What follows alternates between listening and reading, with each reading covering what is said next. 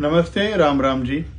जैसे कि कुछ पिछले दिनों से आप भी सोशल मीडिया पर वीडियोस देख रहे होंगे कि फरीदाबाद के गांव अनंगपुर में किस तरह का अन्याय हो रहा है, और मुझे भी कहीं ना कहीं अंदरूनी यह विश्वास था कि गांव अनंगपुर के युवा और वहां के बुजुर्ग सक्षम हैं इस कार्रवाई को रुकवाने में। लेकिन कल शाम से एक आवाज उठी कि आसपास के गांवों का भी समर्थन उन्हें चाहिए, तो यह हमारा भी दायित्व बनता है कि इस समय हम उनके साथ इस समस्या में खड़े हो। मैं गांव फतेहपुर बेरी से अनूप तंवर इस वीडियो के माध्यम से गांव अनंगपुर के युवाओं और वहां के बुजुर्गों को पहले तो सादर प्रणाम और राम राम करता हूं, और दूसरा मैं कहूंगा कि इस समय मैं और मेरा गांव आप सभी के साथ कंधे से कंधा मिलाकर खड़ा है। दूसरा, मेरी समझ से परे है कि कानून या फिर उच्च न्यायालय या न्यायालयों को यह क्यों नहीं दिखता कि यह एक गांव है, यह कोई कॉलोनी नहीं, या फिर ये कोई रोहिंग्याओं का बसा हुआ छोटा सा इलाका या कस्बा नहीं जो रातों रात बस गया हो। यह प्राचीन गांव है जो कि सैकड़ों वर्ष पुराना है। यहाँ भारी तादाद में लोग रहते हैं, कोई बाहर से आकर नहीं बसा है, इसी देश इसी धरती से जुड़े हुए मानुष है।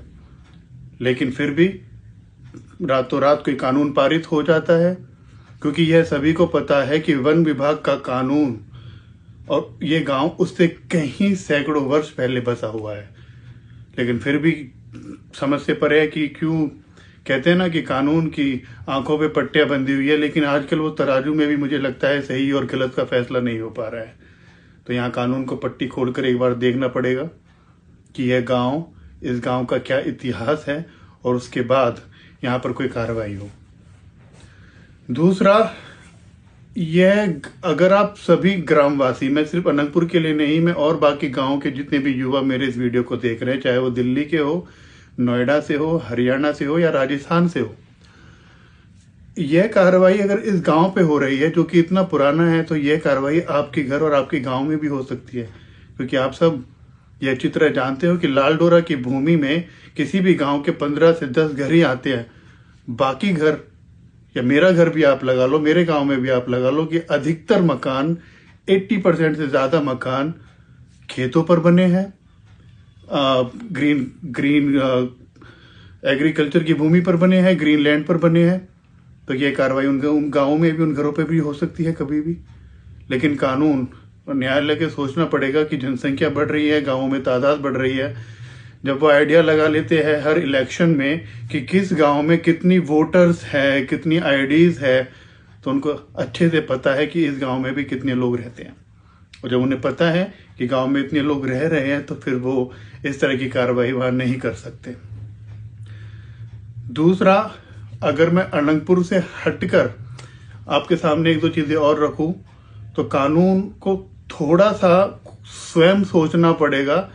क्योंकि कई जगह ऐसा भी होता है, हमने भी देखा है, सुना है कि कोई व्यक्ति बड़ी मुश्किलों से धन एकत्रित कर कोई प्लॉट और जमीन खरीद लेता है। बाद में पता चलता है कि भाई वो जमीन तो तालाब की है, या ग्राम सभा की है, या मंदिर की है, या कुछ इस तरह की है, और बाद में वहां पे बिल्डोजर चल जाता है और मकान को तोड़ दिया जाता है। तो सवाल उन लोगों पर क्यों नहीं उठता जो वहां का थाना प्रभारी है, वहां के एसडीएम है, उन पे क्वेश्चन क्यों रेज नहीं होते। इवन उस प्रॉपर्टी की रजिस्ट्री तक भी होती है, और आप सब जानते हैं कि रजिस्ट्री का पैसा कानून की जेब में जाता है। वह फीस कानून के द्वारा निर्धारित की गई है, और रजिस्ट्री भी उस जमीन की हो जाती है। तो उस पूरी प्रणाली में जिस व्यक्ति को धोखे में वो जमीन बेची गई, वो तो पहले ही पैसों से बर्बाद हो गया, क्योंकि उसकी तो पैसे गए उस प्रॉपर्टी में। लेकिन उसके बाद जो एक पूरी लंबी लिस्ट बनती है उन लोगों की भी, कि जिनकी आंखों के सामने सब कार्य हुआ और उन्होंने होने दिया, तो कानून कभी उन पर कार्रवाई क्यों नहीं करता। कहाँ चले जाते वो थाना प्रभारी जिनके क्षेत्र में इस तरह की कॉलोनियां कटी और वहां पर कंस्ट्रक्शन हो गया। कहाँ गए वो एसडीएम साहब जिनके क्षेत्र में इस तरह की धांधलेबाजी हुई और वो शांत बैठे रहे। तो इसका मतलब कहीं ना कहीं कुछ तो गड़बड़ घोटाला है। उसके बाद जब उस प्रॉपर्टी पर इलेक्ट्रिसिटी मीटर लग जाता है, पानी लग जाता है, वोटर आईडी कार्ड में वो एड्रेस भी मेंशन हो जाता है, तो फिर अचानक कैसे उस घर को फिर आप तोड़ सकते हो। तो या तो ये जो कार्रवाई बाकी हुई है, एड्रेस प्रूफ कैसे चढ़ गया जब वो क्षेत्र, वो जमीन ही सही नहीं थी। कैसे वहां मीटर लग जाता है, कैसे वहां पे पानी की सप्लाई हो जाती है, कैसे वहां पे सरकारी सड़कें तक बन जाती है।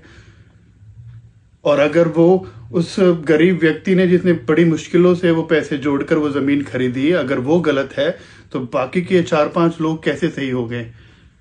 तो एक्शन तो उन पे भी लेना चाहिए।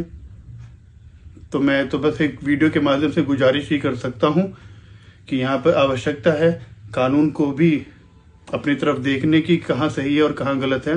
गांव अनंगपुर का एक अपना ही प्राचीन इतिहास रहा है, और अगर इस गांव के साथ आज गलत होता है तो मैं तो इस वीडियो के माध्यम से सभी को चेताना चाहता हूं कि आप भी तैयार रहें, क्योंकि अगला नंबर आपका भी हो सकता है। मकान का टूट जाना किसी परिवार के सदस्य के चले जाने से भी बड़ा दुख होता है, क्योंकि एक घर को बनाने में मेहनत तो लगती है, लेकिन उस घर से बहुत सारी यादें जुड़ी होती है, बहुत सारी यादें। तो मैं आप सबसे यही कहना चाहूँगा कि उनके दुख को अपने दुख की तरह समझें और अनंगपुर गांव के साथ सभी मिलकर एकत्रित हो, उनका हौसला बढ़ाए और कैसे भी कर इस कार्रवाई को रुकवाए। सभी को मेरा नमस्ते और राम राम।